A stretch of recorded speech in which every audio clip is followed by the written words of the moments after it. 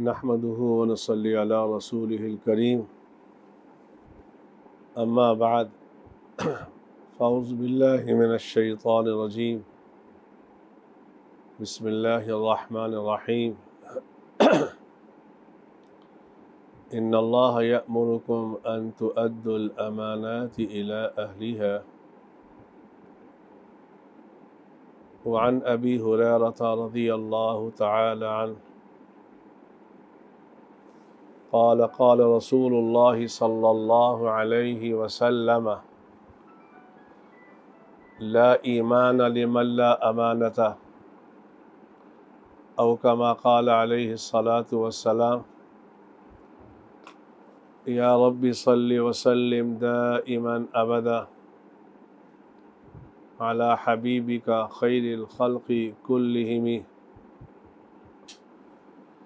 میرے دوستوں، بزرگوں، بھائیوں، آج میرے جی میں آیا کہ آپ کے سامنے امانت کے متعلق کچھ بیان کیا جائے۔ امانت کسے کہتے ہیں؟ امانت کی کتنی قسمیں ہیں؟ ہمیں کیا کرنا چاہیے؟ رب العالمین نے اس آیت میں ارشاد فرمایا ان اللہ یأمرکم ان تؤدوا الامانات الی اہلہا، بے شک اللہ تمہیں حکم کرتے ہیں ان تؤدوا الامانات، یہ کہ تم ادا کرو امانتوں کو، سپرد کرو اس کے اہل کی طرف۔ اور رسول اکرم صلی اللہ علیہ وآلہ وسلم نے ارشاد فرمایا لا ایمان لمن لا امانت لہ، اس آدمی کے ایمان کا کوئی اعتبار نہیں ہے جو امانت کا خیال نہیں رکھتا۔ اس ضمن میں بتاتا جاؤں، امانت کی کل 3 قسمیں ہیں۔ ایک جس کا تعلق حقوق اللہ کے ساتھ ہے، دوسری قسم جس امانت کا تعلق انسان کی ذات کے ساتھ ہے، تیسری قسم جس کا تعلق اللہ کی مخلوق کے ساتھ ہے۔ حاشیہ جلالین میں اس آیت کے ذیل میں ان اللہ یأمرکم ان تؤدوا الامانات الی اہلہا، حاشیہ جلالین میں امانت کی اس آیت کے ذیل میں 3 قسمیں نقل کی ہیں۔ تینوں کی تفصیل بیان کروں گا۔ سب سے پہلی قسم وہ امانت جس میں حقوق اللہ، جس کا تعلق حقوق اللہ کے ساتھ ہے، دوسری وہ قسم جس کا تعلق انسان کی اپنی ذات کے ساتھ ہے، اور تیسری وہ قسم امانت کی جس کا تعلق اللہ کی مخلوق کے ساتھ ہے۔ پہلی قسم امانت کی جس کا تعلق حقوق اللہ کے ساتھ ہے، اس کا کیا مطلب ہے؟ اس کا مطلب یہ ہے کہ اللہ تعالیٰ کے اوامر کو بجا لانا اور جن کاموں سے اللہ نے منع کیا ہے اس سے باز رہنا، یہ امانت کی پہلی قسم ہے۔ امانت کی پہلی قسم جس کا تعلق حقوق اللہ کے ساتھ ہے وہ یہ ہے کہ انسان اللہ کے اوامر کو بجا لائے اور جن کاموں سے اللہ نے منع کیا ہے اس سے باز رہے، یہ پہلی قسم ہے۔ مثلا اللہ نے حکم دیا نماز پڑھو، زکوٰۃ ادا کرو، روزہ رکھو، زکوٰۃ ادا کرو، یہ امانت کی پہلی قسم جس کا تعلق اوامر کے ساتھ ہے، اللہ کے احکامات کے ساتھ ہے۔ اور نواہی، اللہ نے کہا گناہ نہیں کرنا، اللہ نے منع کیا زنا نہیں کرنا، اللہ نے منع کیا سود نہیں کھانا، اس سے باز رہنا، اس کا تعلق حقوق اللہ کے ساتھ ہے۔ یہاں تک کہ حضرت عبداللہ ابن مسعود رضی اللہ تعالی عنہ نے فرمایا، الامانۃ لازمۃ فی کل شیء حتی الوضوء والغسل، کہ ہر چیز کے اندر امانت کو ملحوظ خاطر رکھنا لازم ہے۔ عبداللہ ابن مسعود رضی اللہ تعالی عنہ کا فرمان، الامانۃ لازمۃ فی کل شیء حتی الوضوء والغسل، کہ ہر چیز کے اندر امانت کو ملحوظ خاطر رکھنا لازم ہے، یہاں تک کہ وضو کے اندر بھی، غسل کے اندر بھی، نماز کے اندر بھی۔ کیا مطلب؟ کہ اگر آپ کسی دریا کے کنارے وضو کر رہے ہیں، یہ پانی اللہ کی امانت ہے، دیکھنا 3 دفعہ سے زیادہ اعضاء کو نہ دھونا۔ اگر آپ نے 3 دفعہ سے زیادہ اپنے اعضاء کو دھویا تو آپ نے اللہ کی امانت جو پانی تھا اس پہ خیانت کی ہے۔ ہم اس کی پرواہ نہیں کرتے، یہ اتنی بڑی نعمت ہے، ہم اس کو ضائع کر دیتے ہیں۔ جیسے کہ رسول اکرم صلی اللہ علیہ وسلم نے اس کو زیادتی سے تعبیر فرمایا ہے۔ یہاں تک کہ غسل کے اندر بھی اس کا خیال رکھنا، پانی کو ضائع نہیں کرنا چاہیے۔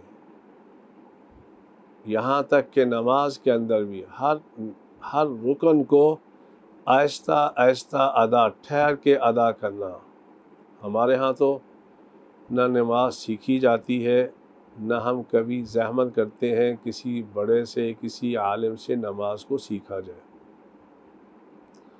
مجھے وہ حدیث یاد آ گئی، ایک صحابی رضی اللہ تعالی عنہ مسجد میں حاضر ہوئے، نماز پڑھی، نماز پڑھنے کے بعد محمد عربی صلی اللہ علیہ وآلہ وسلم مسجد میں تشریف فرما تھے، تو یہ صحابی جب نماز سے فارغ ہوا اور کہنے لگا، السلام علیک یا رسول اللہ، آپ علیہ الصلاۃ والسلام نے فرمایا، وعلیکم السلام، قم فصلی فإنک لم تصلی، اے صحابی جا نماز پڑھ، تو نے نماز نہیں پڑھی۔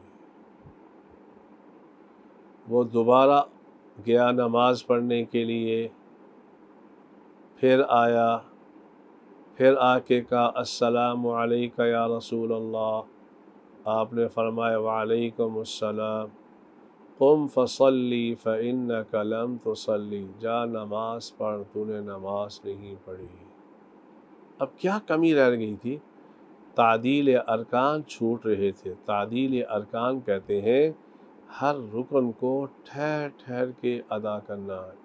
ایک امانت ہے، نماز ایک امانت ہے، اس کو صحیح طرح ادا کرنا، اس کو صحیح طرح ادا کرنا۔ آج تو ہماری نماز کے اندر جان ہی نہیں ہے۔ صحابہ کرام رضوان اللہ تعالی علیہم اجمعین پر جب حالات آتے تھے تو صحابہ اور رسول اکرم صلی اللہ علیہ وآلہ وسلم کا اپنا بھی معمول یہی تھا، آپ نماز کی طرف متوجہ ہوا کرتے تھے اور ایسی نماز پڑھتے تھے، ایسی نماز پڑھتے تھے، اس نماز کے ذریعے سے اللہ سے اپنی ہر بات منوا لیا کرتے تھے۔ مجھے اس پر ایک بات یاد آ گئی، امام غزالی رحمہ اللہ تعالیٰ کی۔ کسی نے امام غزالی رحمہ اللہ تعالیٰ سے سوال کیا کہ حضرت نماز کیا ہے؟ نماز کیا ہے؟ امام غزالی رحمہ اللہ تعالیٰ نے فرمایا، تیری نماز یا میری نماز؟ کہ حضرت آپ کی نماز اور میری نماز میں کیا فرق ہے؟ آپ بھی ظہر کے 4 فرض پڑھتے ہیں، میں بھی 4 ہی پڑھتا ہوں۔ آپ بھی عصر کے 4 فرض پڑھتے ہیں، میں بھی 4 ہی پڑھتا ہوں۔ آپ مغرب کے 3 فرض پڑھتے ہیں، میں بھی 3 ہی پڑھتا ہوں۔ تو آپ کا سوال مجھے سمجھ میں نہیں آیا۔ امام غزالی رحمہ اللہ تعالی نے فرمایا بات تو تیری صحیح ہے، تعداد میں تو کوئی فرق نہیں ہے، لیکن کیفیت میں فرق ہے۔ کہ وہ کیسے؟ کہ وہ ایسے کہ تیرے لیے حکم یہ ہے کہ قیام میں تو قرات کر لے، تیرا قیام ادا ہو گیا، رکوع میں تسبیحات پڑھ لے، تیرا رکوع ادا ہو گیا، سجدے میں تسبیحات پڑھ لے، تیرا سجدہ ادا ہو گیا۔ لیکن غزالی کے بارے میں سن، غزالی اس وقت تک قیام سے رکوع کی طرف نہیں جاتا جب تک کہ آسمان سے آواز نہیں آتی کہ غزالی ہم نے تیرا قیام قبول کر لیا، اب رکوع میں چلا جا۔ اور رکوع سے اس وقت تک سر نہیں اٹھاتا جب تک کہ آواز نہیں آتی غزالی ہم نے تیرا رکوع بھی قبول کر لیا، اب سر اٹھا لے۔ تو انشاءاللہ کسی موقع پر نماز کے متعلق بھی مفصل گفتگو کروں گا۔ تو میں عرض کر رہا تھا، حضرت عبداللہ ابن مسعود رضی اللہ تعالی عنہ نے ارشاد فرمایا، الامانۃ لازمۃ فی کل شیء، ہر چیز کے اندر امانت کو ملحوظ خاطر رکھنا لازم ہے۔ تو پہلی قسم امانت کی یہ ہے جس کا تعلق حقوق اللہ کے ساتھ ہو۔ دوسری قسم امانت کی یہ ہے جس کا تعلق انسان کی اپنی ذات کے ساتھ ہے۔ یہ کیا ہے؟ اللہ نے ہمیں آنکھیں دی ہیں، یہ امانت ہے۔ اللہ نے ہمیں بولنے کے لیے زبان دی ہے، یہ امانت ہے۔ اللہ نے ہمیں سننے کے لیے کان دیے ہیں، یہ امانت ہے اللہ کی۔ اللہ نے سوچنے کے لیے دماغ دیا ہے، یہ ایک امانت ہے۔ اللہ نے چلنے کے لیے قدم دیے ہیں، یہ اللہ کی امانت ہے۔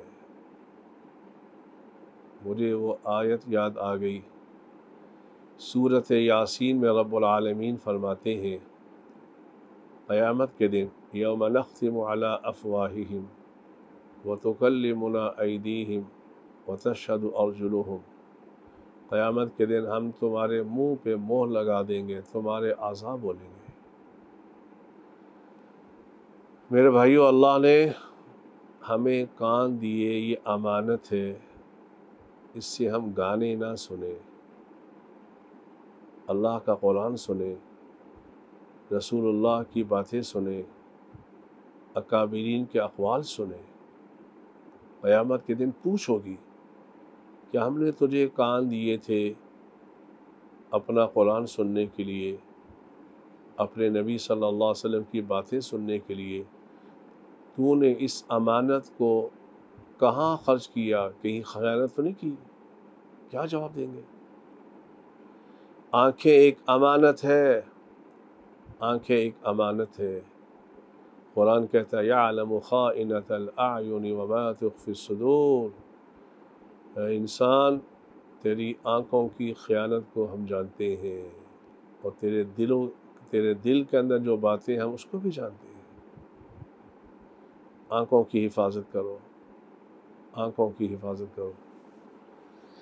مجھے اس میں ایک بات یاد آ گئی، ایک دفعہ حضرت مولانا طارق جمیل صاحب دامت برکاتہم العالیہ،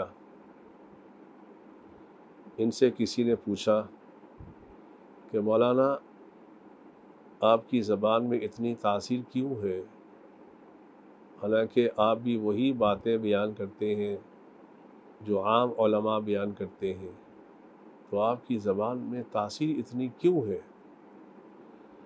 حضرت نے جواب دیا کہ میں نے اپنی آنکھوں کی بڑی حفاظت کی ہے، میں نے اپنی آنکھوں کی بڑی حفاظت کی ہے۔ اللہ نے اس شخص سے دین کا بہت کام لیا، بہت کام لیا، بہت کام لیا۔ جب یہ پڑھتے تھے، رائیونڈ میں جب پڑھتے تھے، ان کے استاد حضرت مولانا ظاہر شاہ صاحب جو صاحب کرامت بزرگ تھے، انہوں نے فرمایا مولوی طارق جمیل، اللہ تجھ سے پورے عالم میں دین کا کام لے گا، دیکھنا ریونڈ کی نسبت کا خیال رکھنا۔ تو آنکھوں کی حفاظت رسول اکرم صلی اللہ علیہ وآلہ وسلم نے ارشاد فرمایا، جو شخص بد نظری کے موقع پر اپنی آنکھوں کو جھکا لیتا ہے، میرے نبی نے فرمایا وہ اپنے دل میں حلاوت ایمان کی مٹھاس کو محسوس کرے گا۔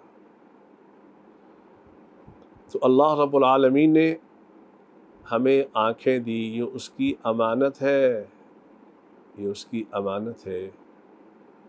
قیامت کے دن اس کے متعلق بھی سوال کیا جائے گا۔ اللہ نے دل دیا، رسول اکرم صلی اللہ علیہ وسلم کی وہ حدیث، الا ان فی الجسد مضغہ، الا ان فی الجسد مضغہ، خبردار انسان کے جسم میں ایک گوشت کا لوتھڑا ہے، اذا صلحت صلح الجسد کلہ، اگر وہ صحیح ہو جائے تو انسان سارا کا سارا انسان صحیح ہو جاتا ہے، وَإِذَا فَسَدَتْ فَسَدَتْ جَسَدُ كُلُّهُ، اگر وہ لوتھڑا خراب ہو جائے سارا انسان خراب ہو جاتا ہے۔ حضور نے فرمایا الا وہی القلب، الا وہی القلب، وہ دل ہے، وہ دل ہے، وہ دل ہے۔ میرے بھائیو، یہ دل بھی اللہ کی امانت ہے، اس دل کو اپنے اللہ کے غیر سے خالی کر لو، اس دل کو اللہ کے غیر سے خالی کر لو، اور خالی کرنے کے بعد پھر یہ شعر پڑھنا خواجہ صاحب کا، ہر تمنا دل سے رخصت ہو گئی، اب تو آ جا اب تو خلوت ہو گئی۔ اے اللہ، میں نے اپنے دل کو تیرے غیر سے پاک کر دیا، اے اللہ اب تو میرے دل میں آ جا، اے اللہ اب تو میرے دل میں آ جا۔ تو یہ دل بھی ایک امانت ہے، اس کے متعلق بھی سوال کیا جائے گا۔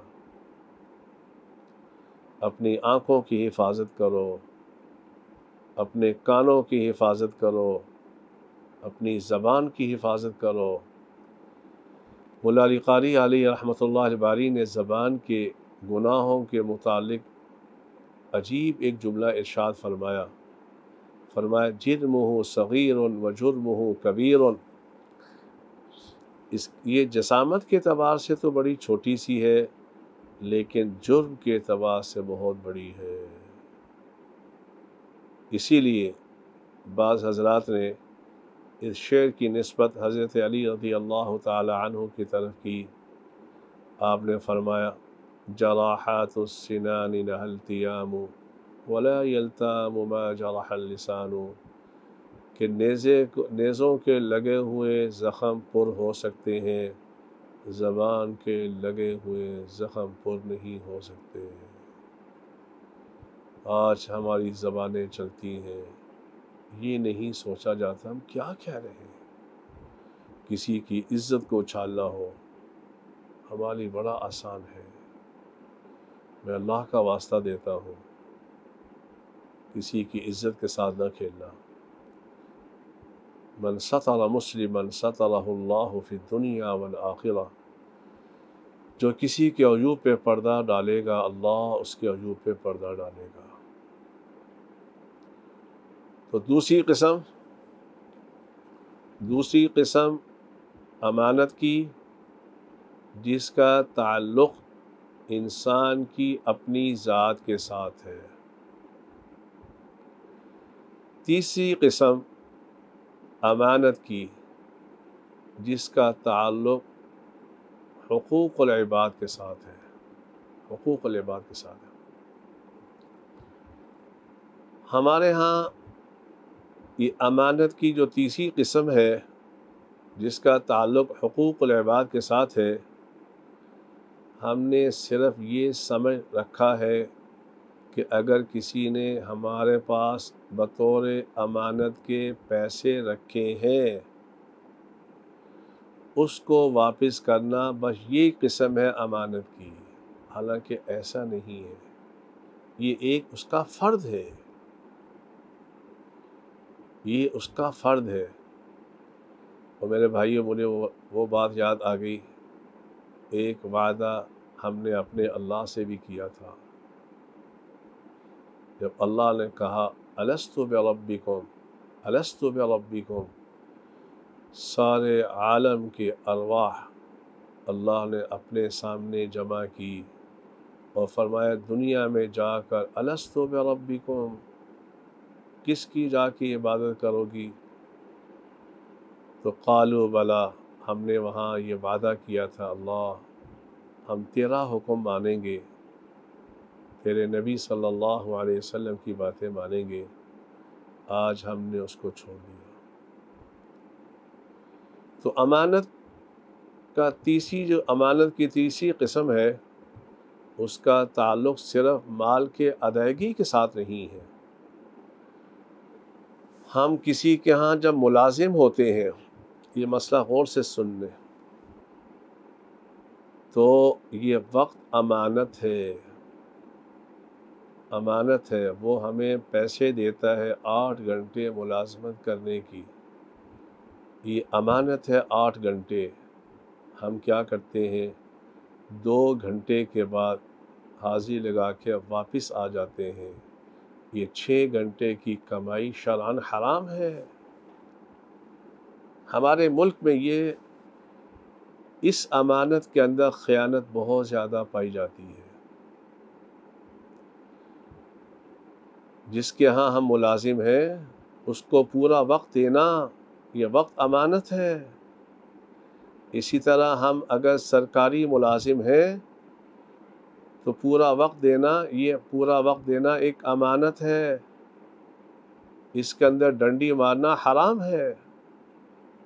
حکومت والوں کے پاس رعایا کے پیسے یہ امانت ہے، امانت، اس کو بے جا استعمال کرنا خیانت ہے، حرام ہے۔ کسی کو سرکاری عہدہ دینا ایک امانت ہے، اس کے اندر خیانت کرنا حرام ہے۔ ہمارے ہاں تو عہدہ لینے کو اعزاز سمجھا جاتا ہے، پیسے خرچ کیے جاتے ہیں، رشوت دی جاتی ہے۔ صحابہ کرام رضوان اللہ تعالی علیہم اجمعین کے بارے میں آتا ہے، اللہ اکبر، میرے بھائیوں، جن کے سامنے آخرت ہوتی ہے نا، وہ دنیا کے عہدے کبھی طلب نہیں کرتے، کبھی طلب نہیں کرتے۔ تو جب اللہ کے نبی صلی اللہ علیہ وسلم کا ارادہ ہوتا تھا کہ میں نے صبح کسی کو گورنر بنانا ہے، تو رات کو صحابہ رو رو کر اللہ کے حضور دعا کیا کرتے تھے، اے اللہ کہیں صبح رسول اکرم صلی اللہ علیہ وسلم مجھے ذمہ دار نہ بنا دیں، اے اللہ میں جواب نہیں دے سکتا تجھے قیامت کے دن۔ آج تو ان امانتوں میں خصوصاً ہمارے ملک پاکستان میں بڑی خیانت سے کام ہو رہا ہے، بڑی خیانت سے کام ہو رہا ہے، پوچھ ہوگی۔ مجھے وہ حدیث یاد آ گئی، رسول اکرم صلی اللہ علیہ وآلہ وسلم نے معاذ بن جبل رضی اللہ تعالی عنہ کو یمن کا گورنر بنا کر بھیجا۔ حلف برداری ہو رہی ہے مسجد نبی صلی اللہ علیہ وسلم میں، حلف لینے والی شخصیت محمد صلی اللہ علیہ وسلم کی ہے، منبر بھی رسول اللہ کا، مسجد بھی رسول اکرم صلی اللہ علیہ وسلم کی، حلف لیا جا رہا ہے، یمن کا گورنر بنایا جا رہا ہے معاذ بن جبل رضی اللہ تعالی عنہ۔ کیا زمانہ تھا میرے بھائیوں، حلف کیا ہوا؟ آپ علیہ السلام نے فرمایا معاذ جب تو گورنر بن کے جائے گا یمن کا، لوگ تیرے پاس آئیں گے مسائل پوچھنے کے لیے، اے معاذ تو کہاں سے بتائے گا مسائل؟ حضرت معاذ ابن جبل نے فرمایا فَبِكِتَابِ اللَّهِ یا رسول اللہ، اے اللہ کے نبی صلی اللہ علیہ وسلم اللہ کے قرآن سے بتاؤں گا۔ رسول اکرم صلی اللہ علیہ وسلم نے فرمایا اے معاذ فَإِن لَمْ تَجِدْ فِي كِتَابِ اللَّهِ یا معاذ، اے معاذ اگر تو وہ مسئلہ قرآن میں نہ پائے پھر کیا کرے گا؟ تو معاذ ابن جبل نے فرمایا فَبِسُنَّةِ رسول اللہ صلی اللہ علیہ وسلم، اے اللہ کے نبی صلی اللہ علیہ وسلم آپ کی سنت میرے سامنے ہے، آپ کی زندگی میرے سامنے ہے، میں اس سے فیصلہ کروں گا۔ اس سے معلوم ہوا گورنر بننے کے لیے یہ شرط ہے جس کے پاس قرآن کا بھی علم ہو، رسول اللہ کی بھی زندگی سامنے ہو۔ رسول اللہ نے فرمایا فَإِن لَمْ تَجِدْ فِي سُنَّتِي یا معاذ، اے معاذ اگر تو میری سنت میں بھی وہ مسئلہ نہ پائے پھر کیا کرے گا؟ تو حضرت معاذ ابن جبل نے فرمایا میں اجتہاد کروں گا۔ یہ مسئلہ بتاتا جاؤں، اجتہاد ان مسائل میں ہو سکتا ہے جو مسائل قرآن و سنت کے اندر موجود نہ ہوں۔ ہمارے معاشرے میں جس کو کچھ بھی پتہ نہیں کہتا جی مولانا اجتہاد کر لیں، جو مسئلہ قرآن میں موجود ہے، مثلا ایک آدمی کہتا ہے جی آج کل بڑی ٹھنڈ ہے چلو اجتہاد کر کے وضو کو ختم کر دیں، یہ ختم نہیں ہو سکتا، قرآن کا حکم ہے۔ تو معاذ ابن جبل نے عرض کیا یا رسول اللہ صلی اللہ علیہ وسلم پھر میں اجتہاد کروں گا قرآن و سنت کی روشنی میں۔ آپ نے فرمایا الحمدللہ الذی وفق رسول اللہ، تمام تعریفیں اس اللہ کے لیے ہیں جس نے اپنے رسول کے قاصد کو اس بات کی توفیق عطا فرمائی۔ یہ زمانہ تھا میرے بھائیوں، آج عہدے کے لیے کروڑوں روپے خرچ کیے جاتے ہیں، کبھی سوچو تو صحیح قیامت کے دن اللہ کو کیا جواب دو گے؟ یہ خزانے کا پیسہ ایک امانت ہے، امانت، اگر اس میں خیانت کریں گے قیامت کے دن اللہ کو جواب دینا پڑے گا۔ میرے استاد محترم حضرت مولانا مفتی محمود اشرف صاحب دامت برکاتہم العالیہ اس وقت مفتی ہیں دارالعلوم کراچی میں، اور حضرت مفتی تقی عثمانی صاحب کے بھتیجے ہیں، اور ماشاءاللہ پائے کے متقی اور مفتی ہیں۔ مشکات پڑھاتے ہوئے حضرت نے عجیب ایک جملہ ارشاد فرمایا طلباء سے،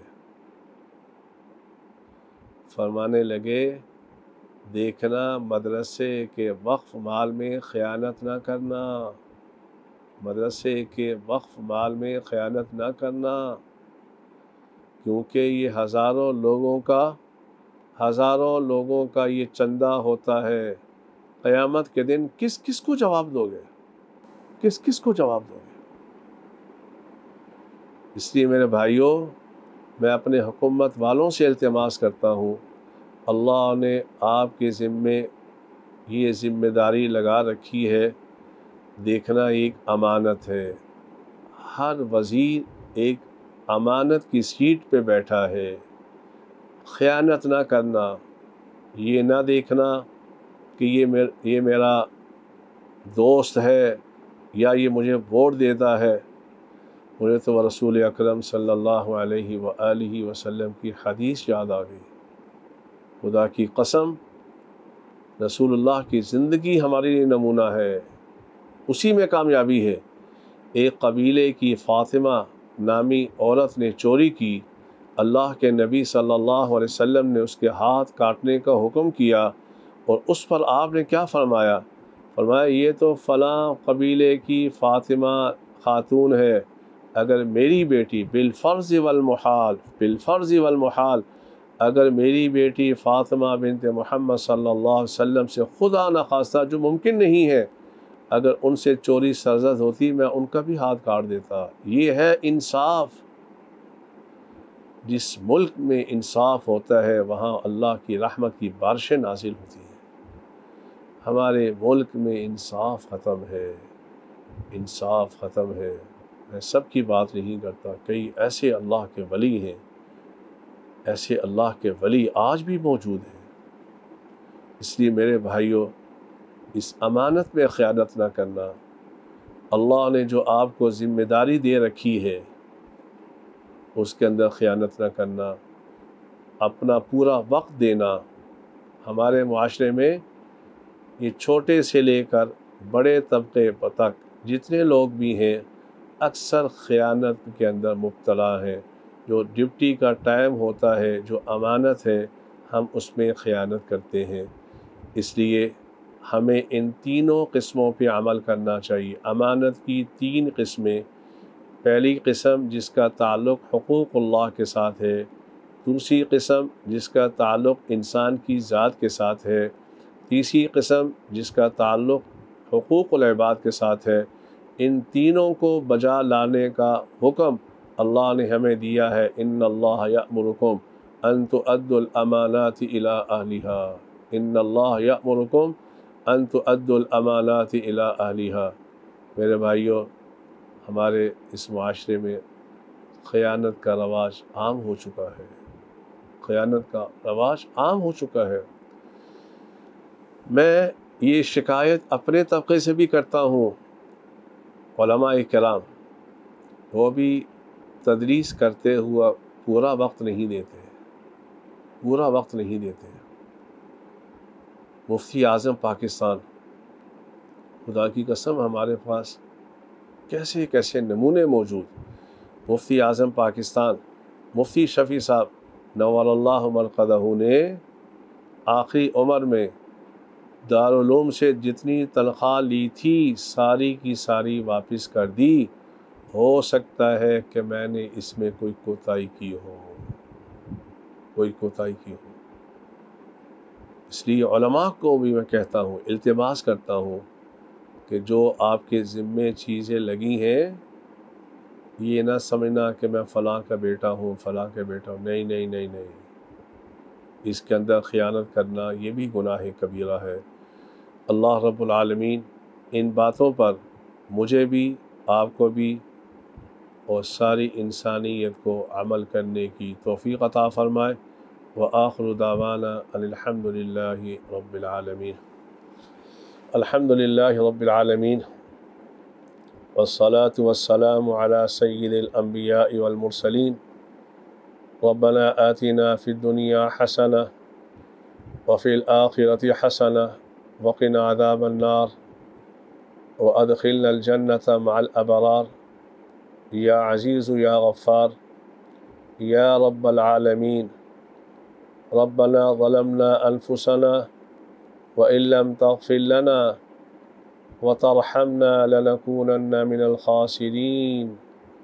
ربنا ظلمنا أنفسنا وإن لم تغفر لنا وترحمنا لنكونن من الخاسرين۔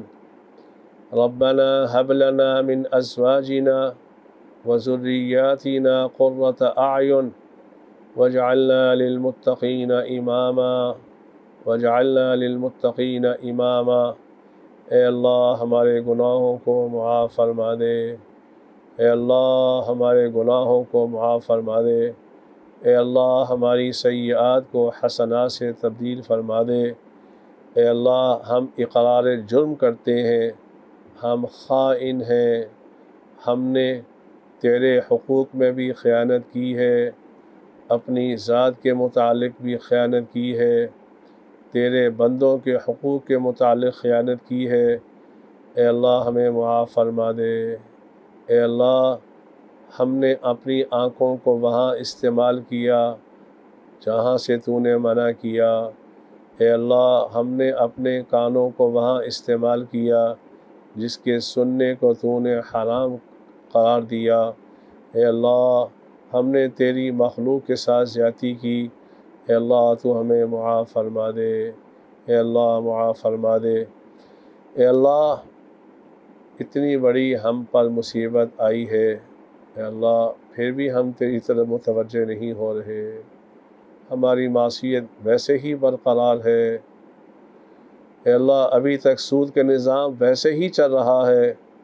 ربا ہمیں چاہیے تو یہ تھا ہماری حکومت والے یہ اعلان آج کر دیتے، کیونکہ اسی رمضان کے مہینے میں پاکستان بنا، اے اللہ اسی رمضان میں ہماری حکومت والے اعلان کر دیں آج سے ہم نے اللہ کی بغاوت کو ختم کر دیا، آج سے ہم نے سود کے نظام کو ختم کر دیا، آج سے ہم نے اللہ کے ساتھ اعلان جنگ جس گناہ کے متعلق اللہ نے کیا، فَإِن لَّمْ تَفْعَلُوا فَأْذَنُوا بِحَرْبٍ مِّنَ اللَّهِ وَرَسُولِهِ۔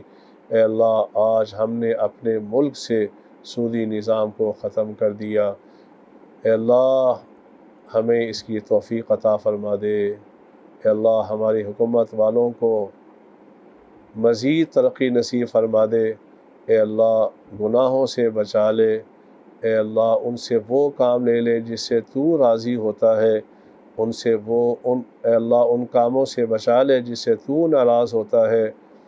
اے اللہ یہ کرونا کی وبا، اے اللہ یہ کرونا کی وبا جس میں ساری انسانیت مبتلا ہو چکی ہے، اے اللہ تو اس کو ختم فرما دے، اے اللہ تو اس کو ختم فرما دے، اے اللہ تیرے علاوہ کوئی نہیں ختم کر سکتا۔ اے اللہ دنیا میں ہر جگہ یہ باتیں ہو رہی ہیں، یہ کر لو تو کرونا ختم ہو سکتا ہے، یہ کر لو کرونا ختم ہو سکتا ہے، اے اللہ ہر طرف سے مایوسی کی آوازیں آ رہی ہیں، اے اللہ مایوسی کی آوازیں آ رہی ہیں کہ آج فلاں ملک میں اتنے آدمی اللہ کو پیارے ہو گئے، اتنے آدمی اس مرض کے اندر مبتلا ہو گئے، اے اللہ تو خوشی کی ہوا کو چلا دے، خوشی کی ہوا کو چلا دے، خوشی کی ہوا کو چلا دے، اے اللہ ہمارے روزوں کو قبول فرما لے، اے اللہ ہماری مساجد کو مزید آباد فرما دے، اے اللہ ہماری حکومت والوں کو جزائے خیر عطا فرما جنہوں نے ان مساجد کو آباد کیا، اے اللہ انہوں نے تیرے گھروں کو آباد کیا، تو ان کے گھروں کو آباد کر دے، اے اللہ حرمین شریفین کی حفاظت فرما،